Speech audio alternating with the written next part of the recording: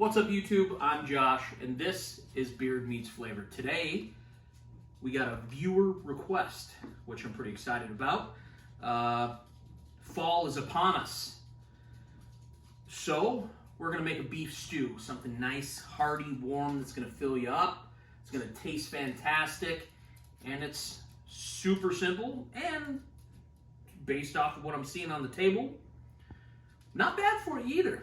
So, stick around, and I'll show you how to do it.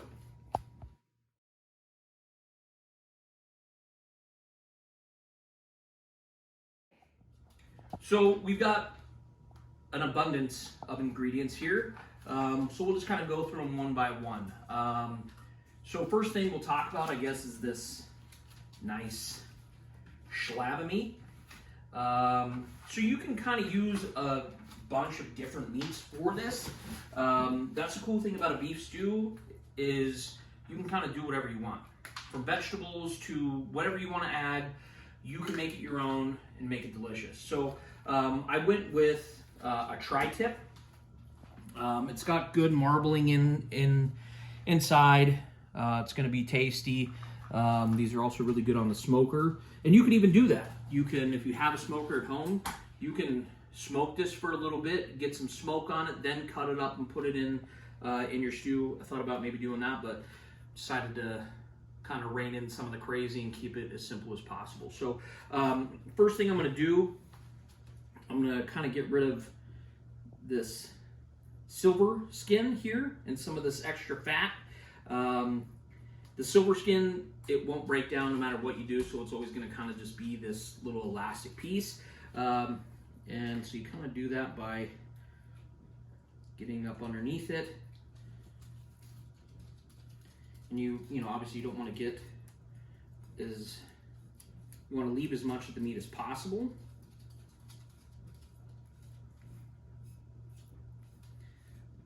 And if you kind of just, run your knife against the back of it, because the silver skin is so tough, the knife doesn't really break through it, it just kind of cuts the meat. So you can kind of see, we got pretty close, didn't take off a bunch of meat.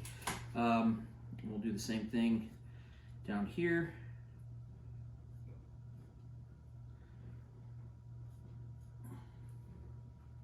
Once you kind of get a little flap, it's easier.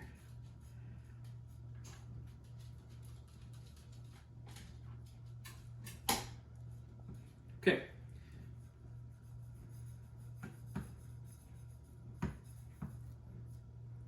Okay, done.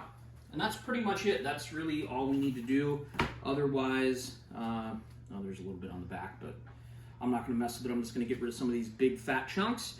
And then we're going to cut these into chunks. I like a thicker chunk on mine. So what I'm going to do, take this nice, and we're going to kind of do chunks about like that. So they're, a little bit more than a mouthful, but they're going to break down. It's going to be super tender and kind of fall apart. You can get at the grocery store. You can get at the grocery store little packages where they're already cut up if you like a smaller bite. And you can see it's got good marbling in there. That's why I went with the tri-tip. They already have them cut up, so you don't really kind of skip this step. But, I said we're going to dial back some of the crazy, not all of it. So what we're going to do, get these chopped up. Next thing we're going to do is we're going to brown these off in a nice, super hot cast iron pan. Get a good crust on them. That's going to add a lot of flavor, texture, and that's pretty good. And then we'll get going. All right, so I got a cast iron pan behind me, warm it up. I'm gonna throw some olive oil in there, and we're gonna do it in batches because I don't want to overcrowd the bottom of the cast iron pan. So we'll go ahead and just chuck these in, and you can hear them. Maybe you can. So we'll go ahead and brown these off for a little bit. We'll get some video of it, and we'll be back.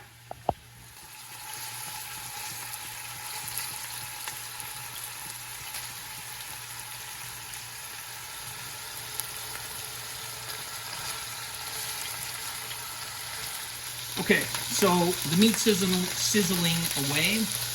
Do yourself a favor and make this recipe fully clothed, because you will get a little bit of spatter. That's kind of what we're looking for.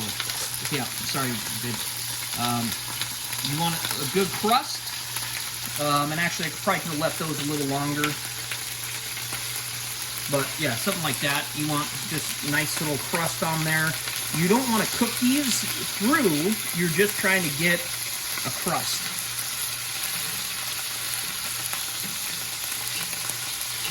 Oh my lord. Turn the heat down a little bit because we're spackling. Look at that's what you want right there. Okay?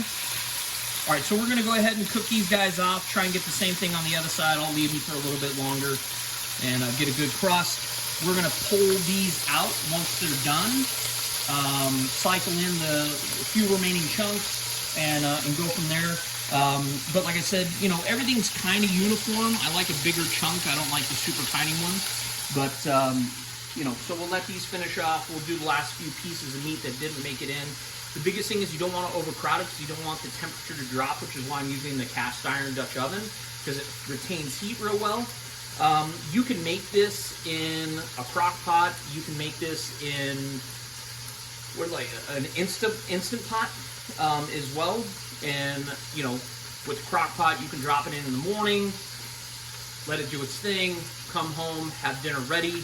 With the instant pot, obviously you're going to cut your time down to probably 45, 50 minutes, something like that. In my opinion, you're going to build the most flavor this way because you're going to get that nice, good fond in the bottom of the pot that you can kind of scrape off and you know, make your sauce or soup really rich and unctuous. You know, but obviously it's just kind of what the time you have. You know, obviously I work a full-time job and then some. My wife goes to school and works a full-time job. We have kids. So, I mean, we have everything going on that all y'all do. And, you know, we still try and find time to make good meals and stuff like that. So I guess, long story short, kind of the point of this is to show you that even if you have a busy life, you can make cooking fun, make food delicious, and keep everybody fat and happy. We'll see when we come back. Okay, so the meat is just finishing up. You can hear it. I'm going to start making the soup base. So we're going to just take some onions, chop them up. Almost lose a finger. Okay, so, and we want bigger chunks because, you know, having it in the end is not a bad thing. Okay, so there we got an onion. So I'm using a sweet onion because, again, I want to try and add as much good flavor as possible. Go ahead and come over here. So look at this. This is the kind of, oh God, that's the kind of crust we're talking about right there. So you're not cooking the meat through, you're just getting a nice golden brown, as you can kind of see. Some nice little chunky babies. Now, if you look down in here, look at all this. Beautiful meat. That's meat juice and oil and fat. And I'm going to turn the pot down because we're getting a little smoke. So I'm going to do, it's probably going to explode right now, but about a tablespoon of, 2 tablespoons of tomato paste. It's just going to add a real nice, rich flavor. It's also going to kind of help thicken the sauce a little bit. Okay.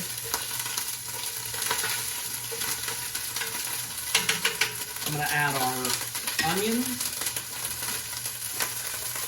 Careful, it's going to make a little noise here. Okay. And then I'm going to add that's maybe 2 tablespoons. 3 tablespoons of garlic, and then I'm going to let this go. I'm going to try and get that tomato paste nice and distributed, get those onions sweating down a little bit. And you can kind of see as the moisture starts coming out of the onions, we're scooping up all that nice fond on the bottom, which is going to add more flavor to our stock. Okay. Now we're going to add in some broth. Lift here it says, and we're using bone broth, and they make these things apparently here. Boy, I'm gonna grab some scissors. Nope. And we're gonna start just adding in broth. Make sure you get a little bit on the oven, on the floor.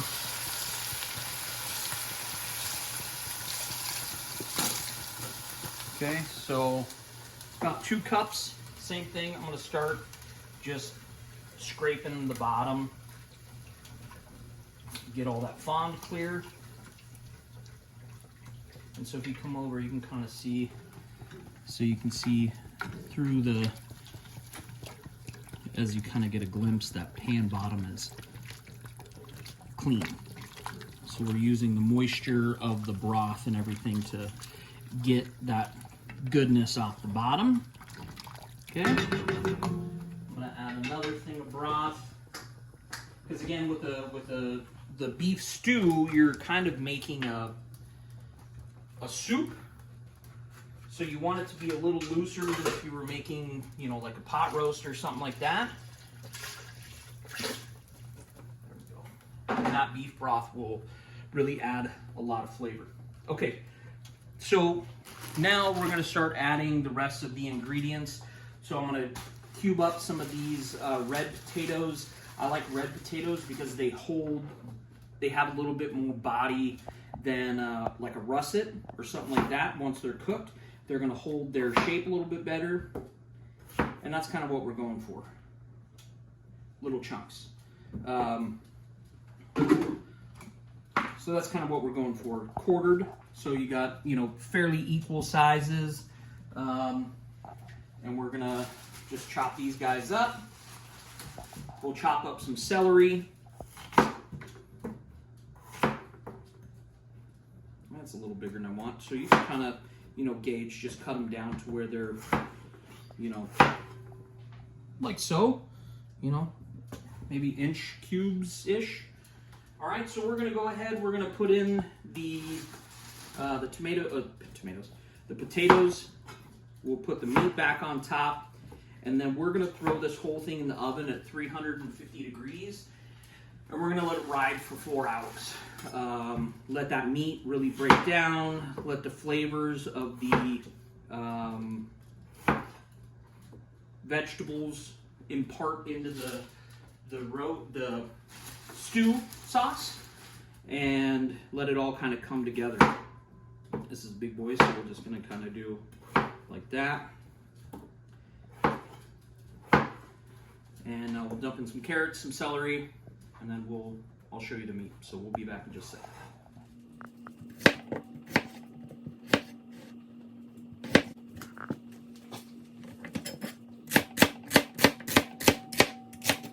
All right, so we're cutting up the celery, and most people are going to throw this bit away, but if you want something amazing, get the grains off your celery. It has got so much celery flavor, so you can add that as like a additional flavoring. It's really, really good. Throw it on salads, whatever. It's amazing. So we're just getting that finished up. We're going to go ahead. We're going to take the meat here. I'm going to put it in this big bowl. Then I'm going to take just a couple tablespoons of flour, because like I said, I want the sauce, the soup, the base, whatever, to be silky and delicious. So I'm just going to take a couple, maybe like 2 tablespoons of flour. And then we're just going to kind of coat the meat, get that juicy juice down here at the bottom. Okay, and so that's going to kind of help thicken the sauce as well. All right, so I'm gonna add this in.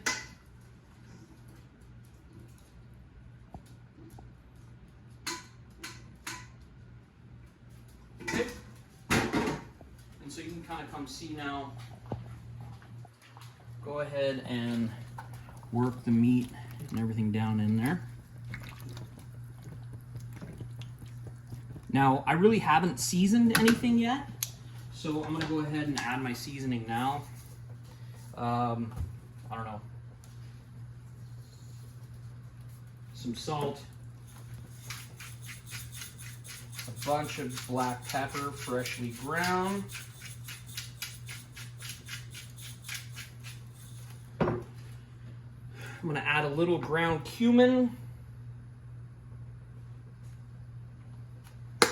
Just add again a little richness, and of course, you know how we do. A little chipotle chili. There we go. And then I've got some fresh rosemary sprigs here. Throw a couple of these. Oh, those are some monsters, huh? I'm just gonna go ahead and throw in a big rosemary sprig. Add a little extra flavor, and last little secret ingredient, don't look in our cabinets, some soy sauce. This kind of adds that umami. Umami. All right, so that's it. That's kind of what we're working with here. Again, I'm gonna just, since I seasoned everything, just kind of work it around.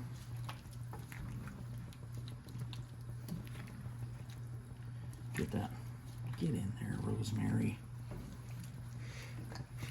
Everybody's in the pool. Everybody's happy. Everybody's looking delicious. It's gonna be hearty. It's gonna be chunky. It's gonna be good. Get some that fresh French bread. It's good. All right, so we're gonna throw this in the oven for 4 hours, 350 degrees. We'll check on it periodically just to make sure our base is thickening nicely, and we'll be back.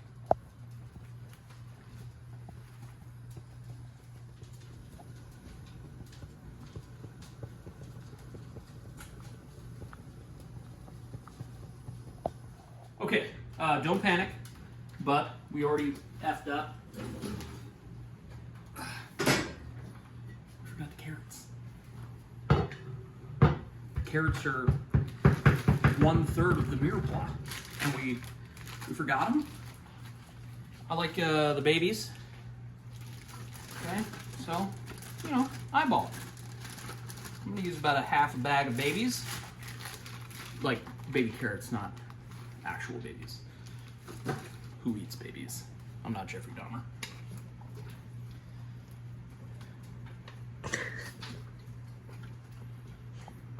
I mean, he didn't eat babies. He ate grown people, which they were somebody's baby, you know. Okay, look at. Oh my gosh! All right, so a lot of this stuff I know it looks super over full, but it's gonna cook down. And let's do this. Always taste your foods, right? Ooh, the cumin was a good idea. The soy sauce, you can really get that. Ooh, that's gonna be amazing. All right, so we're gonna put it back in for real this time. 4 hours, we'll come back.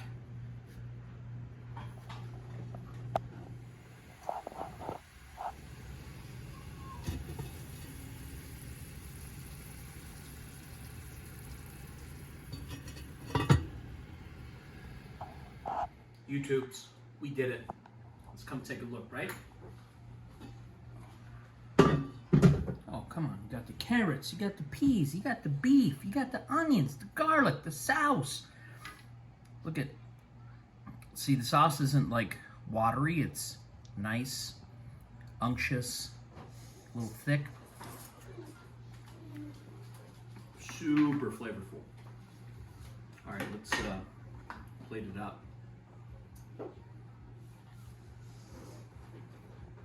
So if you guys stuck around this long, YouTube, you know the drill. We love you. Go ahead and like and subscribe. helps the channel. Hit that notification bell for when more videos drop. And if you guys want, sorry, it tastes a little bit, it's very moist back there. But if you guys want us to cook something for you, let us know. We'd love it. It's awesome. So this stew goes out to Harry Potter, of all people. So here we go. This is it. Check it out. Nice, thick, chunky meat. Got plenty to go around. We're gonna shoot some B-roll, and we'll be right back. All right, let's get into it. Look at this. So this is the tri-tip. Nice fat chunk of tri-tip. Watch this. Just with a spoon, boom. It's like super soft. So it's time for the beard to meet the flavor. Ready?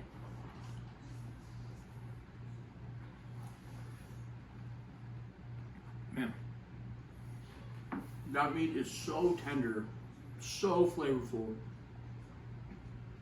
super savory, unctuous. It's amazing. My favorite part of a beef stew is right here. Oddly enough. Yep, he likes carrots too. Ready?